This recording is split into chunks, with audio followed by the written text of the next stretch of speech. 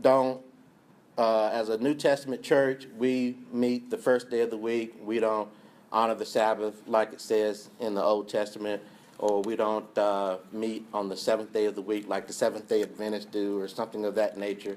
I want to give you an Old Testament reason. We've talked about Colossians, the second chapter, where it talks about the second chapter, Colossians, the second chapter, the 16th verse, where it talks about that those things were nailed to the cross, and we should give no regard to any holy day, or to any regard to any Sabbath or anything of that nature.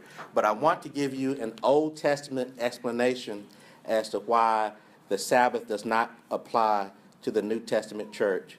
I want you to just keep your finger in Exodus, the 31st chapter, and I want you to continue to look at the 31st chapter and look at verses 16 and 17.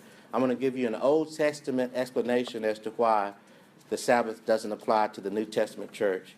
Verse 16 says, "Wherefore the children of Israel shall keep the Sabbath to observe the Sabbath throughout their generations for a perpetual covenant." Verse 17, "It is a sign between me," this is talking about the Lord, "and the children of Israel forever. For in 6 days the Lord made heaven and earth, and on the seventh day he rested and was refreshed." Now let me ask you something. When Jesus comes back again, and we know he's coming back, is he coming back for the children of Israel, or is he coming back for the church? Coming back for the church. Who are we? The church. Who are they asking? Who's keeping the Sabbath here? The Israelites. Children of Israel. Yeah, the Israelites. The Old Covenant, children of Israel. New Covenant, church. Y'all see the difference? The sign between the Lord and the children of Israel was the Sabbath. That was the sign between the Lord and the children of Israel. That's not the sign between the Lord and the church.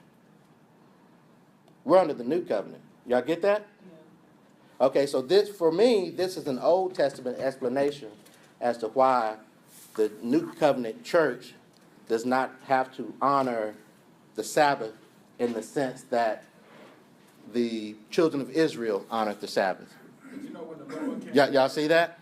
When the Lord came down here, he changed a few things. Yes, he did. He changed a few things. Yes, he did. Because they used to couldn't eat with us. You know, Right. Jews and the Gentiles. Yeah. They had separate food, separate menus. Yes. You know, the Lord changed a few things when he Yes. came down here. Yes. Now, by the same token, if there is someone who wants to rest on the Sabbath or keep the Sabbath, that's okay. You don't have to fall out with that individual, but just know that it is not a requirement.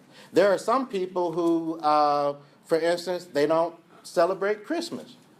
That's okay. It is not a requirement for salvation that you celebrate Christmas. You see what I'm saying? Because in the second chapter of Colossians, it says, "Give no respect to holidays." Right? It says holy days, but holy days is just another way. The modern vernacular is holidays. All right? And so, once again, and then it even talks about people who eat certain meats. There are people who do not eat meat. All right? If you have a person who's a vegetarian or a vegan, but they're Christian, you don't have to fall out of fellowship with them. Does that make sense? So because there's no requirement for salvation involved in that.